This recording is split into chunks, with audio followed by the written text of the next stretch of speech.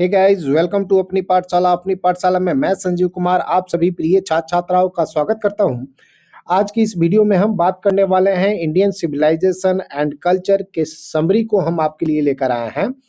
और इसके साथ साथ हम लोग इस वीडियो में देखेंगे इस चैप्टर के जो भी इम्पोर्टेंट पॉइंट हैं इसको हम देखेंगे, ताकि इस चैप्टर को समझने में आपको सुविधा हो और साथ ही साथ सब्जेक्टिव आंसर क्वेश्चन जब आप करने जाएंगे तो वहां आपको ये मदद करेगा। उसके साथ ही साथ ऑब्जेक्टिव क्वेश्चन आंसर करने में भी आपको बहुत ही मदद करने वाला है।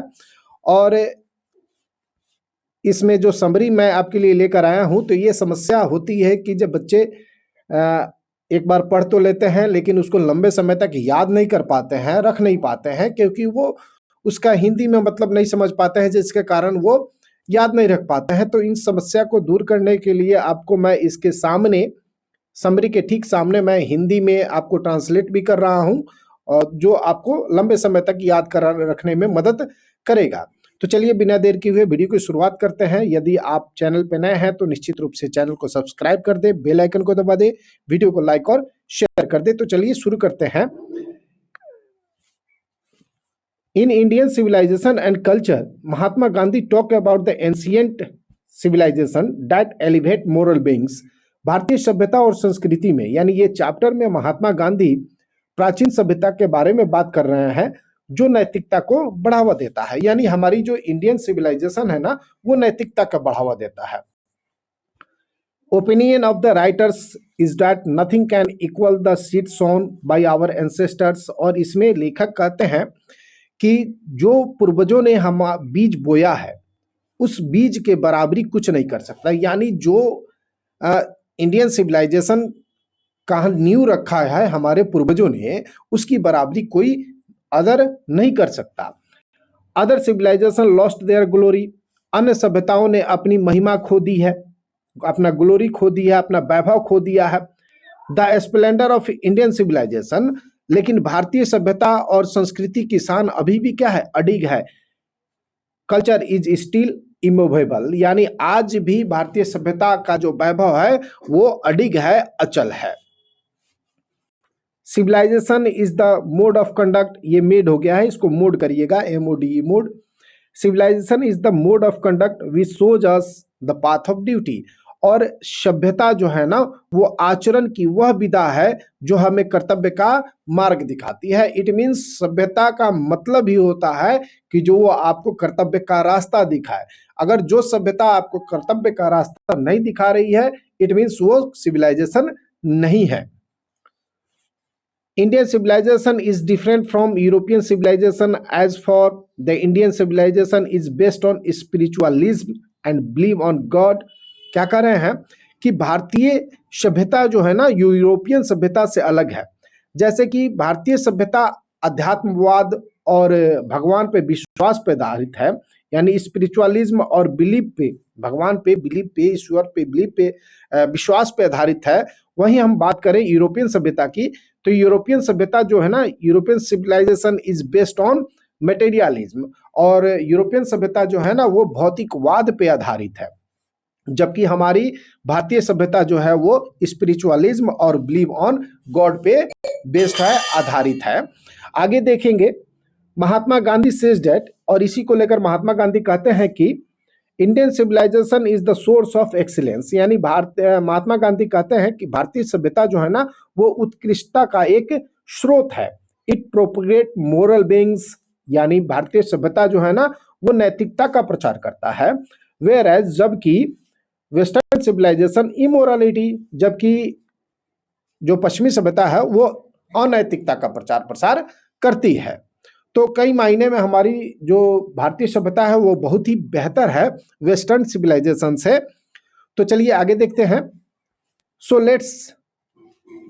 Let's to engrave in our heart to motto of a western philosopher, plain living and high thinking. तो चलिए हम लोग अब अपने दिल पे एक पश्चिमी दार्शनिक के मोटो को उकेरते हैं, और वो मोटो क्या है?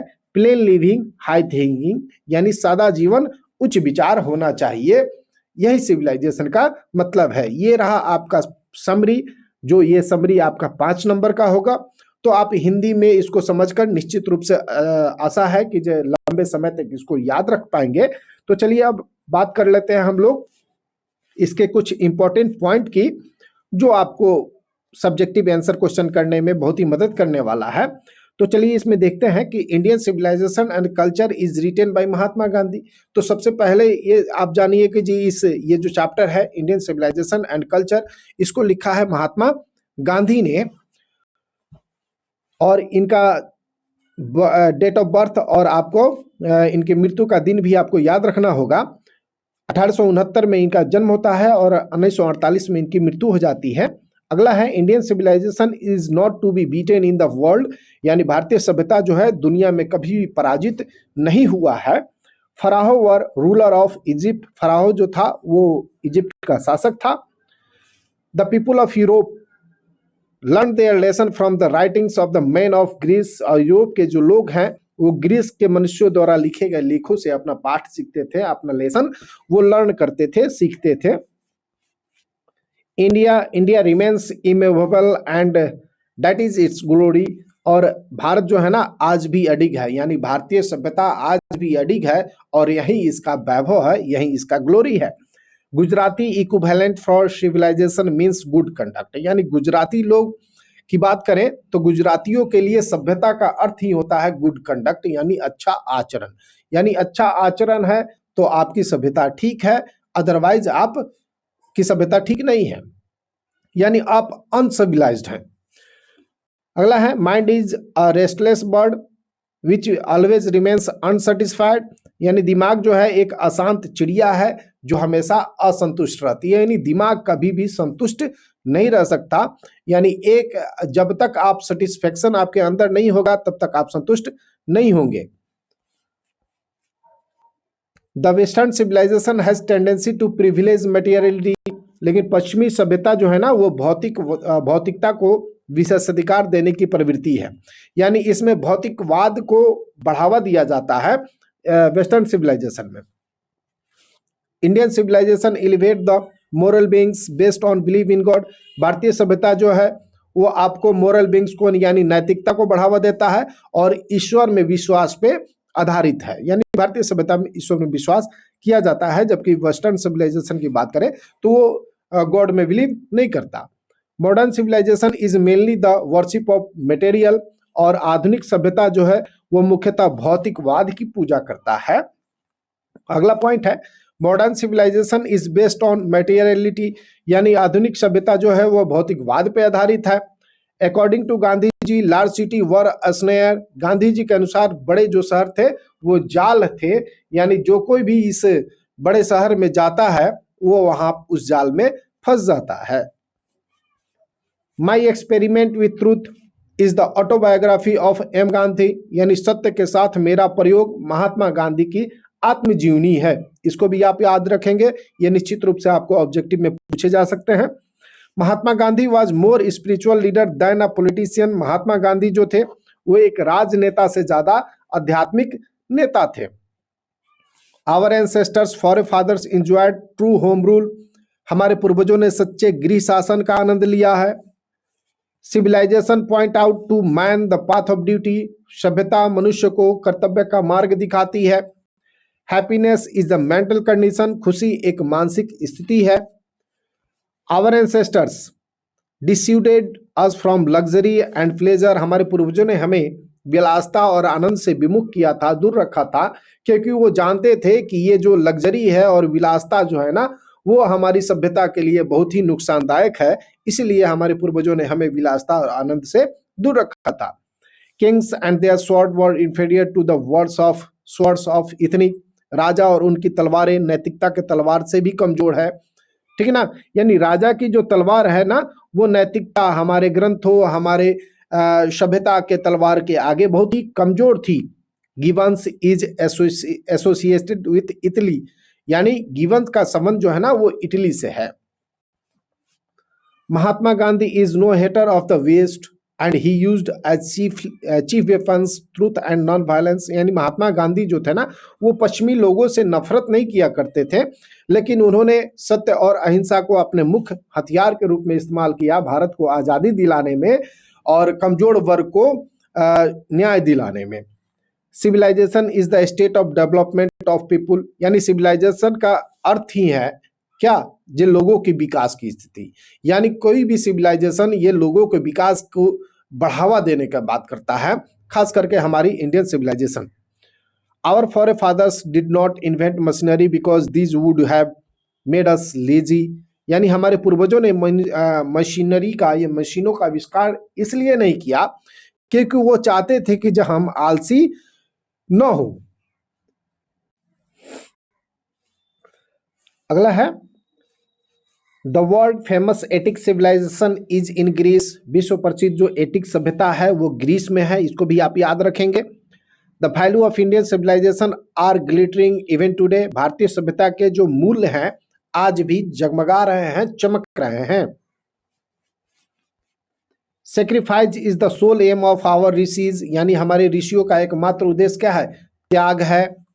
Gandhi ji dead against blind imitation of western civilisation, Gandhi ji पश्चिमी सभ्यता के अंधानुकरण के घोर विरोधी थे। Our ancestors were satisfied with a small village, हमारे पूर्वज जो थे ना वो छोटे छोटे गांवों में संतुष्ट थे क्योंकि वो जानते थे कि बड़े जो शहर है वो क्या है, स्नायर है, जाल है, इसमें जो भी जाएगा वो फंस जाएगा। अगला है the invention of fire provides a milestone in our development, आग का आविष्कार हमारे विकास में एक मील का पत्थर साबित हुआ था। The domestication of animals start under the influence of religion, जानवरों को पालतू बनाना धर्म के प्रभाव से ही शुरू हुआ था। मैन लेड नोमेडिक लाइफ, यानी मनुष्य जो है ना वो खाना बदोश का जीवन व्यतीत करता था। M Gandhi prefer spiritualism to materialism, यानी महात्मा गांधी जो थे ना वो भौतिकवाद के अपेक्षा अध्यात्मवाद को प्राथमिकता देते थे, और शायद यही कारण था कि जो वो स्पिरिचुअल लीडर के रूप में जाने जाते थे, न कि पॉलिटिशियन के रूप में जाने जाते थे। और यही कारण है कि आज हमको फादर ऑफ नेशन और बापू के नाम से भी जानते हैं। गांधी जी वेंट टू चंपारण इन 1917, महात्मा गांधी 1917 में चंपारण आए थे और उन्होंने चंपारण विद्रोह किया था, चंपारण में सत्याग्रह किया था, तिनकठिया प्रणाली का विरोध किया था उन्होंने 1917 में ही, और यह चंपारण में उनका पहला सत्याग्रह था। 34 number, Mahatma Gandhi is known as Bapu और the father of nation, Mahatma Gandhi ji को बापू और राष्ट्रपिता के रूप में जाना जाता है। Mahatma Gandhi dominated Indian politics from 1950 to 1948, 1915, यानी जब साउथ अफ्रीका से वो वापस आए थे 1915 में, उस समय से लेकर और जब तक वो जिंदा रहे, जब तक उनकी मृत्यु नहीं होगी, तब तक भारतीय राजनीति पे उनका बहुत बड़ा प्रभुत्व रहा। अगला है Mahatma Gandhi wrote different articles for Young India, और यंग इंडिया एक पत्रिका है जिसके लिए उन्होंने बहुत सारे लेख लिखे थे। तो ये रहा आज का वीडियो, यहीं पे समाप्त होता है। अगले वीडियो में हम इस चैप्टर के सब्जेक्टिव क्वेश्चन आंसर को आपके लिए लेकर आएंगे और उसके आगे ऑब्जेक्टिव क्वेश्चन आंसर भी लेकर आएंगे। तो बने रहिए हम मेरे साथ, और वीडियो को अंत तक देखने के लिए आपको दिल से धन्यवाद। जय हिंद, जय भारत।